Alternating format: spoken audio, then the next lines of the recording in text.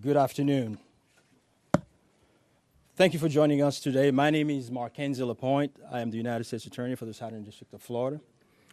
I want to start by expressing my deep gratitude to Sheriff Rick Bradshaw of Palm Beach County Sheriff's Office for hosting today's press conference and for his department's assistance with this matter. I'm truly grateful for your leadership, sir. I'm also pleased to be joined by our partners in federal law enforcement from the FBI and the United States Secret Service, and also from ATF. Joining us today for comments and announcements are Special Agent in Charge Jeffrey B. Veltri of the FBI Miami Field Office, and Acting Director of the U.S. Secret Service, Ron Rowe. I want to also thank the men and women in law enforcement who have been working around the clock in the initial phase of this ongoing investigation.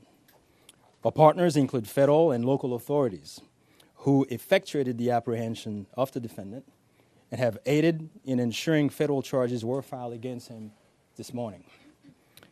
We're here to announce that Ryan Wesley Routh, 58 years old, of Hawaii, has been charged by a criminal complaint in the Southern District of Florida with firearms offenses related to an incident which occurred yesterday at Trump International Golf Course right here in West Palm Beach. Roth was charged federally with possession of a firearm by a convicted felon and possession and receipt of a firearm with an obliterated serial number. He had his initial appearance today before Magistrate Judge Ryan McCabe in the federal courthouse in West Palm Beach. According to the allegations in the complaint, a U.S. Secret Service agent walking the golf course perimeter saw what appeared to be a rifle poking out of the tree line. After the agent fired a service weapon in the direction of the rifle, a witness saw a man later identified as Ralph fleeing the area in the tree line. Ralph was later apprehended by officers from the Martin County Sheriff's Office in coordination with the Palm Beach County Sheriff's Office. The complaint alleges that in the area of the tree line from which Ralph fled, agents found a digital camera, a backpack, a loaded SKS-style rifle with a scope, and a black plastic bag containing food. The serial number on the rifle was obliterated. According to the complaint, Ralph was convicted of felonies in North Carolina in December 2002 and March 2010, and therefore was prohibited from possessing a firearm. The FBI is leading this investigation, this ongoing investigation. As the Attorney General stated earlier today, the FBI is continuing its investigation of this incident as an assassination attempt upon the former president. The investigation remains at its early stages. The entire Justice Department, including the FBI, the United States Attorney's Office for the Southern District of Florida, and the National Security Division are coordinating closely with our law enforcement partners to fully investigate and prosecute this matter. The charges we're announcing reflect the strong collaboration of the agencies represented here. The U.S. Attorney's Office, the Department of Justice, would be unable to carry forth our mission without the invaluable assistance of our federal, state, and local law enforcement partners. I would like to thank the Bureau of Alcohol, Tobacco, Firearms, and Explosives, and we have Chris Robinson here, Special Agent in Charge, and your Secret Service for the invaluable assistance they are providing, they have been providing. I would also like to recognize the Palm Beach County and Martin County Sheriff's Offices for apprehending the defendant. Again, without the local authorities to assist in those things, it would be literally impossible to accomplish the things we're able to accomplish on the federal side. I want to personally express my gratitude to the attorneys with the U.S. Attorney's Office for the Southern District of Florida and the Counterterrorism Section of the Justice Department's National Security Division for their nonstop work over the last 24 to 30 hours. Together, we will continue to work tirelessly to ensure accountability and the pursuit of justice. At this time, I will invite FBI's Special Agent in Charge, Jeff Veltri, to the podium. After Special Agent in Charge Veltri completes his remark, Acting Director of the U.S. Secret Service, Ron Rowe, will provide remarks before we open the floor for a few questions.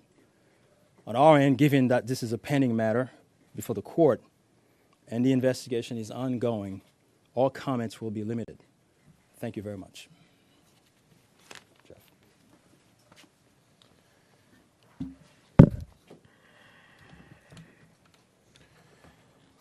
Good afternoon. For a quick introduction, my name is Jeffrey Veltri, FBI Special Agent in charge for the Miami Field Office. The FBI immediately responded to the scene here in West Palm Beach, Florida, and we are investigating this matter as an apparent assassination attempt of former President Trump. We view this as extremely serious and are determined to provide answers as to what led up to the events which took place. I want to emphasize we're just a little over 24 hours into this investigation, so we're going to provide as much as we can publicly while our investigation is still ongoing. We must also stress that the United States Attorney's Office is pursuing charges, and that limits some of the details that we can discuss publicly. Yesterday afternoon, Martin County Sheriff's Office took custody of Ryan Ralph, and he was transported back to Palm Beach County Sheriff's Office. Our FBI agents then attempted to interview him, and he invoked his right to an attorney. In the last 24 hours, the FBI and our partners have been dedicated to investigating the incident and utilizing all available resources. These efforts have included our investigative team and the United States Attorney's Office for the Southern District of Florida, in conjunction with DOJ's National Security Division, are actively working hand in hand to pursue and subsequently execute search warrants. Thus far, the warrants include a video recording device, subjects' cellular devices, a vehicle, and other electronic devices located at previous known addresses. We are coordinating with the United States Secret Service to complete numerous interviews of agents on scene. We have also interviewed 7 civilian witnesses at the scene, and that is just the beginning. Our FBI's Honolulu and Charlotte field offices have initiated interviews of several family members, friends, and former colleagues of the subject. FBI has deployed several specialty teams and assets from FBI headquarters and our lab division in Quantico to include evidence and critical incident response personnel. The evidence response team is collecting and processing multiple evidentiary items. These range from the rifle, which is an SKS model with a scope and obliterated serial numbers, to 2 bags, the subject's electronics, and what appears to be ceramic tiles. DNA has also been collected from those items, which are being sent to Quantico for testing. We will also process the subject's vehicle for evidence. The Cellular Analysis Survey Team, what we refer to as CAST, conducted thorough analysis of the subject's cellular device locations. The CAST analysis aligns with witnesses' account of the subject's presence at the scene both before and around the time of the incident on September 15th. More specifically, we're continuing to conduct analysis and will be compiling the subject's movements in the days and months leading up to September 15th. Cellular data shows that the subject was in the vicinity of the golf course roughly 12 hours before the engagement with the United States Secret Service. Our investigative teams conducted a neighborhood canvass in an effort to collect and obtain relevant video footage. The subject had an active online presence, and we are going through what he posted and any searches he conducted online. In addition, we're going through media reports and public statements he made that he wanted to recruit Afghan soldiers and others to fight for Ukraine. The FBI has sent multiple requests to companies for returns on the subject's phone and social media accounts. We received several returns and are waiting on additional responses from other companies as well.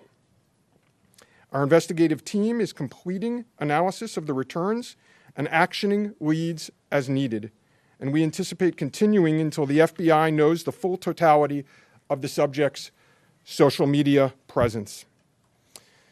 By way of his background, in 2002, as the United States Attorney mentioned, the subject was charged and convicted in North Carolina for possession of a weapon of mass destruction. Law enforcement checks also revealed that from 1997 to 2010, the subject had numerous felony charges for stolen goods. I can also share with you that he was the subject of a previously closed 2019 tip to the FBI where it was alleged he was a felon in possession of a firearm. In following up on the tip, the alleged complainant was interviewed and did not verify, I repeat, did not verify providing the initial information. The FBI passed that information to local law enforcement in Honolulu. On behalf of the FBI, I would like to thank the Palm Beach County Sheriff's Office and Martin County Sheriff's Office for their incredible work in actioning the witnesses' information and rapidly apprehending the subject.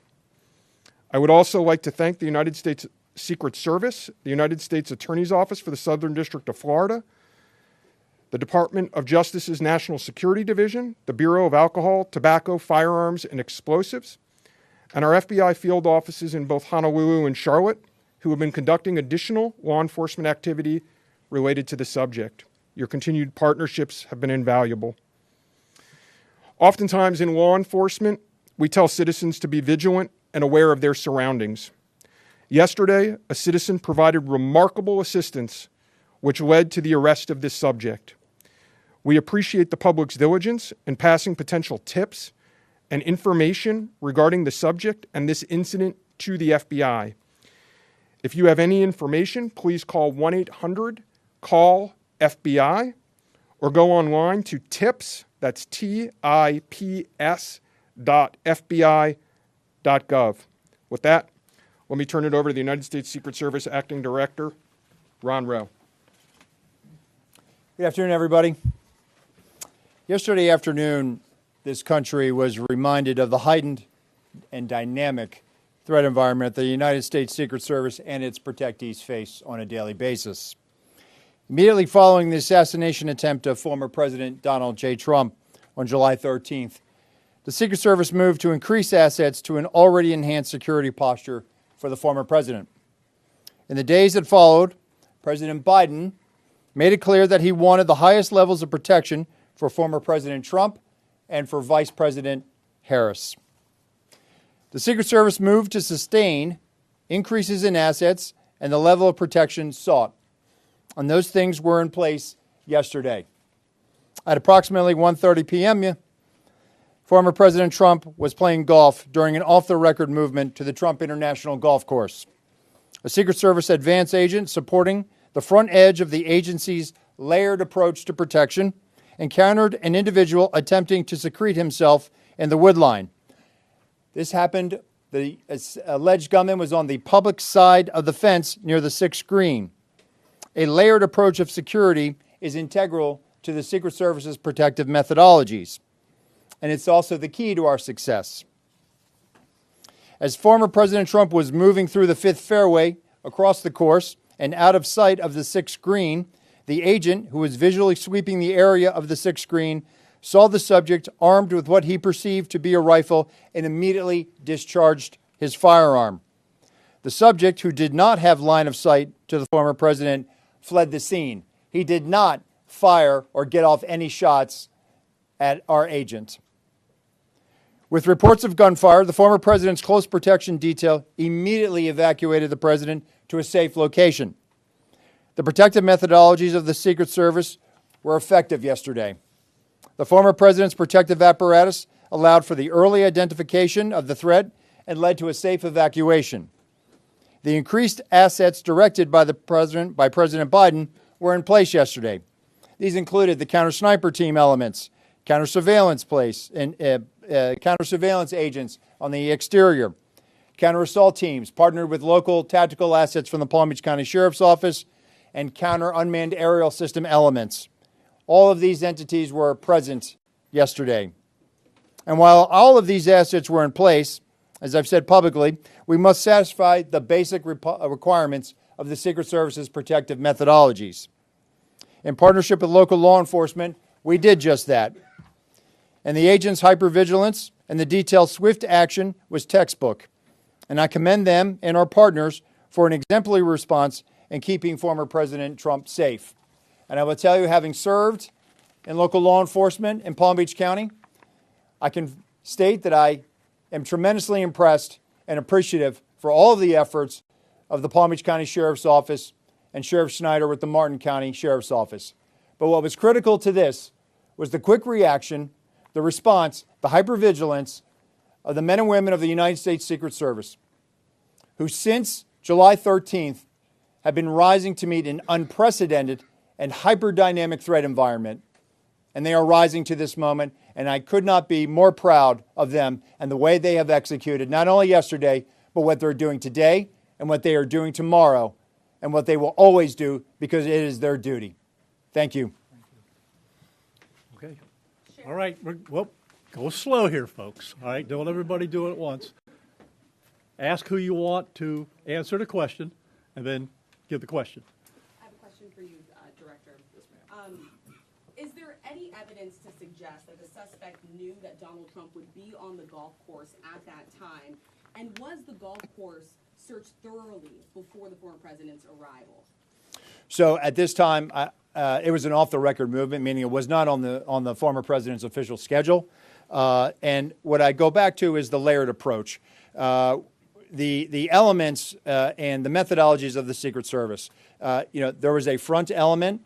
It did its job in sweeping ahead of the president. That's what identified this individual who was in that wood line. And the swift action of that agent doing his job, pushing out ahead, sweeping while the president was behind him several hundred yards and several holes away, out of sight from the gunman, did his job. And that was what alerted the detail, and the swift action is what triggered that. First question, was there any evidence to suggest that the suspect knew that Donald Trump was going to be on that golf course at that time? Based on what I know now, and it's an active investigation, I don't have any information on that.